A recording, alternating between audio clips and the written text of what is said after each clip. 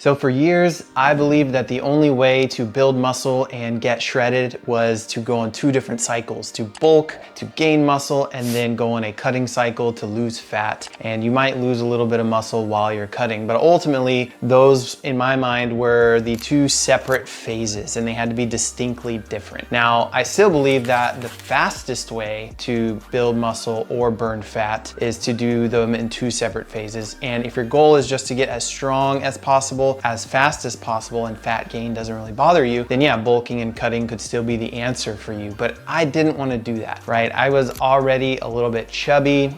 I was putting on a bit of a dad bod. I didn't want to put on more fat in a bulking phase and then have to cut really, really hard to get shredded. I didn't want to deal with being starving all the time and living in a constant state of hunger. I'm not training for a bodybuilding show. I just wanted to put on muscle while losing fat, no matter how long it took. And over the last year or so, I have been able to do both simultaneously. Now, in roughly July of 2023, I was about 205 pounds, but I was pushing like 25-30% body fat. Now, this is just an estimate. I never got a DEXA scan or anything. I was just basically measuring and going by the mirror. Now, today, I'm still about 205 pounds, but my body fat is down much more to about 11 to 12%, which is where I feel very comfortable in. I'm not super hungry all the time, and my body doesn't feel like it's just tired all the time. So again, a visual estimate. I never did a bulking or cutting cycle. I was able to figure out exactly how to eat and how to lift appropriately to build muscle and burn fat at the same time. And that is what I'm gonna share with you in this video. People in the fitness industry, if you're a big fitness person, you might know this as a recomp. It wasn't quite as hard as I thought it would be, but disclaimer, it might be because I hadn't lifted in a while and I was kind of still in the noob gain phase. But a quick disclaimer before we dive into exactly what I did. I don't have a degree in this stuff. This isn't my, professional background. Back in 2013, 12 years ago now, I did have a NASM certification, but that is long since expired. I am just sharing an anecdote today of what worked for me. I also have nothing to sell you. I don't have a fitness program. I'm not trying to get you to download anything. I'm just sharing what I did as a busy dad who's got 2 kids and a full-time job, who wanted to get rid of my dad bod, put on muscle at the same time, and burn some fat. So the biggest benefits of doing a recomp are obviously you're accomplishing 2 things at once. You're building muscle, you're burning fat simultaneously. The next benefit is that you can lose fat without feeling like you're starving all the time from doing a heavy cutting diet or a heavy cut cycle. This is a sustainable way to eat and to train, and you can do it over the long term. Now, doing big bulk and cut cycles is mentally and physically taxing, and it's really easy to give up on, especially if you're brand new to exercise. You don't want to make lifting weights your entire identity or personality. This method is, in my opinion, a long-term sustainable way to stay healthy and strong. And the way I look at it is slow and steady progress is faster and more sustainable than starting something and quitting something that isn't sustainable. So this method will be much easier for you if you are kind of newer to lifting, or maybe you've lifted in the past but you fell off for several months or maybe some years. You might be detrained, but you have lifted before. It will also be a little easier for you if you have a little bit more body fat to lose. I had some fat around my gut, my sides, my face, so I had quite a bit more body fat to lose. So if you fall into one of those categories, you might see results much quicker. Now, this is not to say it's impossible for anyone who's super well trained. The results just might come a little bit slower. However, I think even if you are an experienced lifter, most people can always optimize something, whether that's their lifting, their diet, their sleep, their hydration, how they're, progressively overloading. I would argue that only a very small percentage of people have perfectly optimized everything. And that's someone who's probably as a coach, they've probably been doing it for years and years. Maybe they're a professional in their industry at it. And chances are, if you fall into the latter camp like that, you probably don't need to watch this video anyways. So what are the exact steps I took? Step number 1, figure out what your BMR is. This is your basal metabolic rate. This is your maintenance level number of calories. How many calories can you consume in one day and not gain or lose 1 pound? Now, there's a lot of different formulas and calculators online that you can get a rough estimate of this.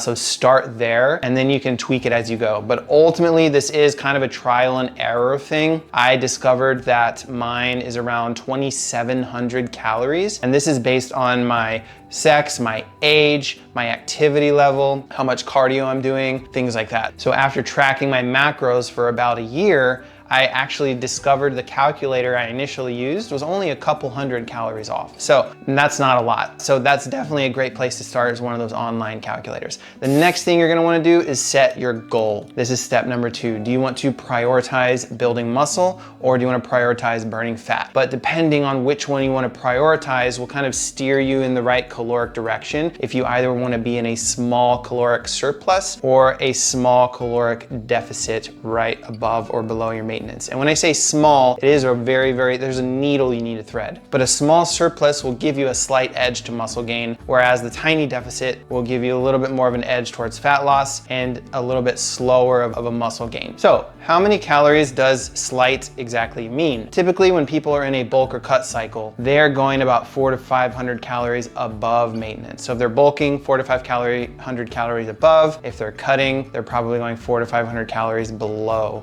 during this cycle. Now for a recomp, you're aiming, if you're in a surplus or a deficit, to be about 100 to 200 calories above or below. So being in that small of a caloric deficit means that the body is in a mildly catabolic state. In other words, it's still relying on stored energy to function. However, a 100 to 200 calorie deficit is still small enough that it may not trigger like major muscle catabolism if you're meeting other conditions like your protein intake and your sleep quality and your consistently resistance training. So still being in that deficit means that your muscles can still be in an anabolic state. So the easiest way that I can think to explain it is, as long as all of those conditions are met, you might be in an overall caloric deficit, but you can still gain muscle as long as you're applying enough stimulus to them and being in a positive protein state. So this slight deficit will still tell your body that the energy that it needs, the glycogen and protein stored in your muscles,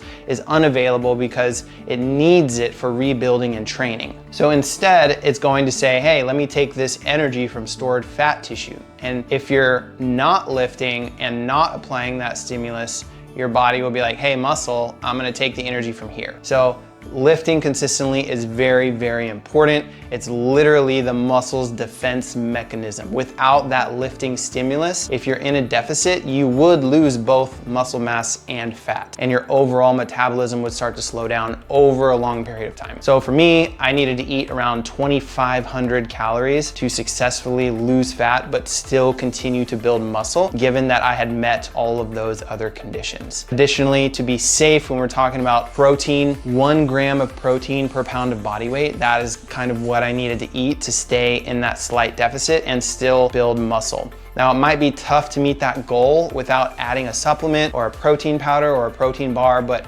good news is those things, protein shakes, they're just as effective as whole food sources to hit that number. So I'm just gonna share a couple of my favorites. This is not sponsored by any of these products. I purchased these products. They're my favorite. It's what I use. So my favorite protein powder is from Transparent Labs. It's their grass-fed protein. I love the chocolate peanut butter flavor. It gives a solid 28 grams of protein per serving from only 130 calories, which is amazing macros. And sometimes when I'm on the go and I can't make a protein shake, I eat protein bars. And the absolute #1 best protein bars that I have found that packs 28 grams of protein in 150 calories, which is one of the best protein to calorie ratios I have ever seen. It's super important for hitting total protein and not overshooting my total caloric intake, is from a company called David Protein. For example, if you're drinking milk, you would only get about 8 grams of protein in 150 calories. You're also getting about 8 grams of fat and 12 grams of sugar with that. Now with David Protein, you're getting 28 grams of protein, 2 grams of fat, and 0 sugar or any carbs. It's only costing you 150 calories. So that's why I think it's the perfect on-the-go, macro-friendly snack. I'm gonna link to all this stuff in the description. You can shop for it at your heart's convenience. Now, when it comes to carbs and fat, I track this loosely, right? So long as I'm hitting my 200 to 210 grams of protein per day, and I'm staying within my 25 to 2,600 total calories, I don't really care if the rest of those calories come from carbs or fat. I know that someone who's deep in the science of this stuff might might make an argument based on hormones or different things about eating carbs and fat. I don't have time to follow all that and track all that. Like I'm super busy and I just need to get my calories in, get my protein in, get my lift in, and call it a day. So when it comes to what program I follow for lifting, how many reps do I do, what exercises do I prioritize, I think it's really important to share what my personal goals are, because, and it might be different from yours, which means you would follow a completely different program. But for me, this is my goals. I am not interested in becoming the best bodybuilder. I'm not interested in becoming the best physique athlete. I am not trying to, be Mr. Olympia Chris Bumstead. I'm also not interested in being a national powerlifting champion. What I am interested in is building quality strength and hypertrophy muscle growth simultaneously to improve longevity, to improve life longevity, that I can be in my children's life as long as possible. That is my driving goal. And so if you want to know, the best bodybuilding program, Jeff Nippard, boom. If you want to know the best powerlifting program, I think Travis Mash has a great one. It's an elite performance powerlifting program. My focus is simply getting stronger, building muscle, burning fat, and improving my VO2 max. Now, I'm not gonna cover the VO2 max cardio part in this video. This video is already going on too long, but for relevance, I will just say that you want to incorporate how much cardio you're doing into your activity level to make sure that you're eating enough. And you probably do wanna lean a little bit more carb heavy if you're doing a lot of running and trying to improve your endurance. The other thing I'll say is if you're doing cardio and lifting is to try to do them on separate days or spread out your workouts. I know I personally can't do 2-a-days. Maybe I'll make another video talking just what the perfect split is to both build muscle and improve your VO2 max and endurance. Anyways, moving on, how should you lift? Now this really depends again on your goals. If you're just starting out, if you're detrained, it's less important about what program you're following, because any lifting at all, literally you can do one set of something for 8 to 12 reps and it's going to stimulate hypertrophy if you're someone who's detrained.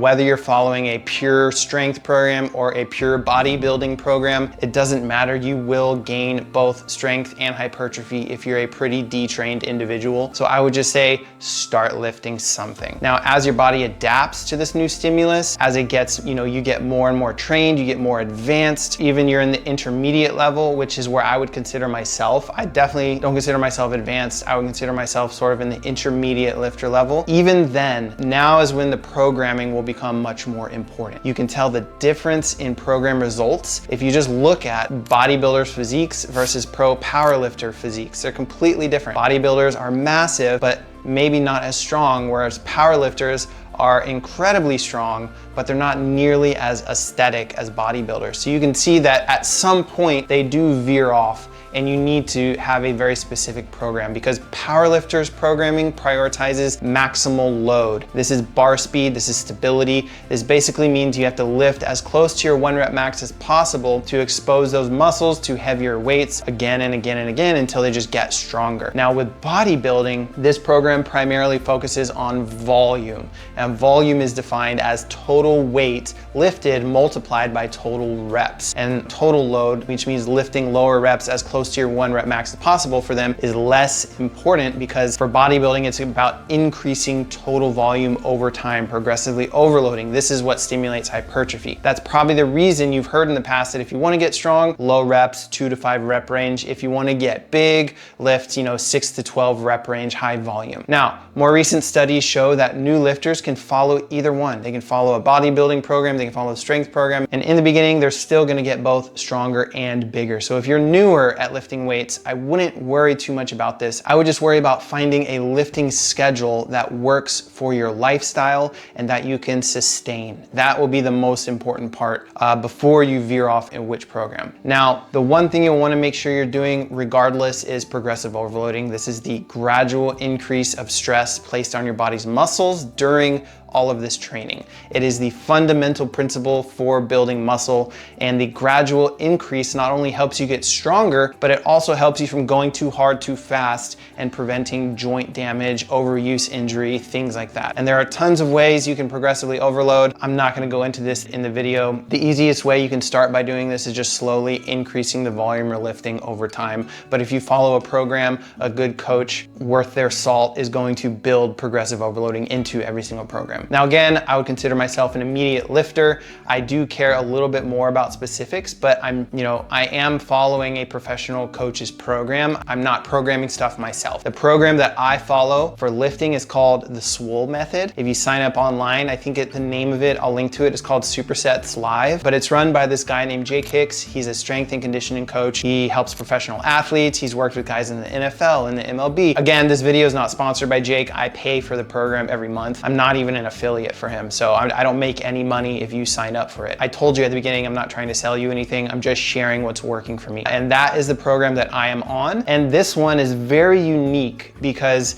this one specifically combines strength and hypertrophy together. So remember, I talked about how powerlifting, you want to focus on maximal load, bodybuilding, you want to focus on total volume. This program, this Supersets Live program, is a strength and hypertrophy hybrid program combined into one. And it is built for everyday adults who are looking to get bigger and stronger. It combines maximizing total load and total volume into different lifts about 4 to 5 times a week. I think there's 2 different programs, one for 4 and one for 5. So this program merges the two together. To give you an example how this is different from a pure bodybuilding or pure strength program, I'm gonna share just basic numbers, right? So in a typical bodybuilding program, you might see bench press programmed for 3 sets of 10 using 70% of your 1 rep max, right? Obviously, I'm using general example here for explanation purposes. It might be different, but for simplicity, let's say your bench max is 225 pounds. 70% of 225 is roughly 155 pounds. So you're gonna be doing 3 sets of 10 reps. That is 30 reps of 155 pounds. The total volume that you just hit is 4,650 pounds. Again, so that's total reps times weight equals total volume. That's 4,650 total pounds of volume. Now, if you were to follow the Swole Method program, which is what this guy Jake Hicks runs, it would be kind of reversed to increase load, but still also increase volume. So instead of 3 sets of 10, we're looking at 10 sets of 3.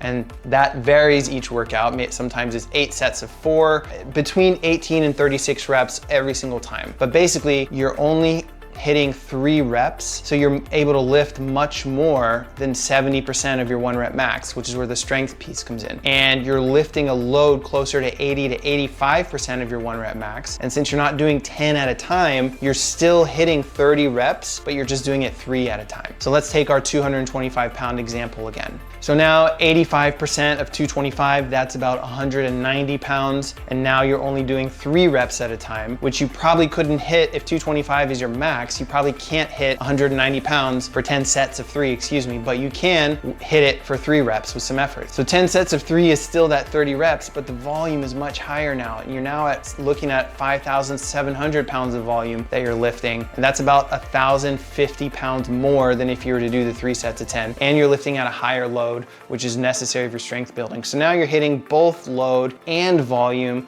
which means you're getting stronger and building muscular hypertrophy and hitting a high load and high volume at the same time. And the first 2 to 3 exercises in the workout are programmed to be just that. They're programmed to be high load, high volume. And then as you progress through the workout, then it changes to more isolated, kind of traditional bodybuilding lifts that you'll see. So for example, if let's say this is a chest day again, it might start with a warm up and then a bench press of 10 sets of 3, and then move into another high load, high volume exercise like single arm dumbbell bench. And then it might pull back on the load part and focus only on volume. You might do something like push-ups, regular dumbbell bench, tricep rope extensions, skull crushers, chest fly. And so the end of the workout, you're backing down on the load part because you already focused on load and volume in the beginning. And then now you're starting to hit that 8 to 12 rep range where you're really just kicking the volume up as much as possible. So this really helps pack on total volume and strength and hypertrophy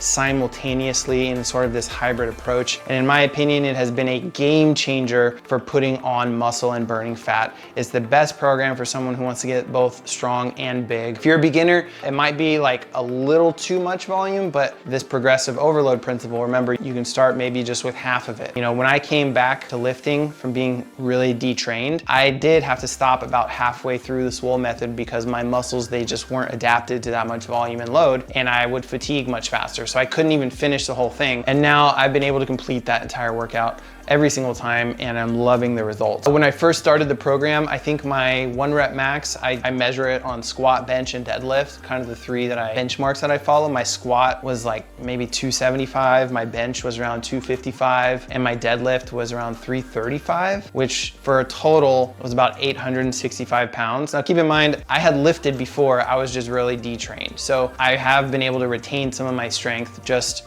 I hadn't lifted in a long time. But after a year of doing this Recomp, dieting in a slight deficit, doing this Swole Method hybrid approach, and missing very little workouts, getting plenty of sleep, hydration, consuming enough protein, after about 8 to 12 months, here's what my new 1 rep maxes are. My squat is up to 315, my bench is up to 305, and my deadlift is up to 415. So I have been actually able to increase into that 1,000-pound club for a total of 1,035 pounds across those three. And my body fat has dropped from 25%, it was about a year ago.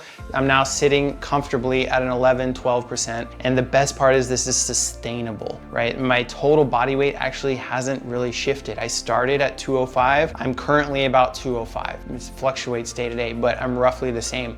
So over the entire year, I have successfully been able to burn fat and build muscle simultaneously through following all of those things I covered. The slight deficit, consuming about 200 to 210 grams of protein per day, 7 to 8 hours of sleep per night, 64 ounces of water a day, and then lifting consistently. That's probably the most important part. I definitely think being drained at the beginning when I started really helped with these results. I'm gonna be very curious to see how this Recomp continues for another year now that I'm kind of more trained into this intermediate phase. If the fat loss is gonna slow down, if the muscle gain is gonna slow down, I'm guessing it definitely will. So I'm going to need to continue to figure out what changes to make in my diet and my training to not plateau and to continue to sustain what I've been able to hit or continue to progress. So apologize if any scientific fitness guys or gals are watching this and noticed any errors in my explanations. Let me know in the comments. I will work really hard to correct them as I continue learning. But anyways, guys, I will see you in the next video. Peace.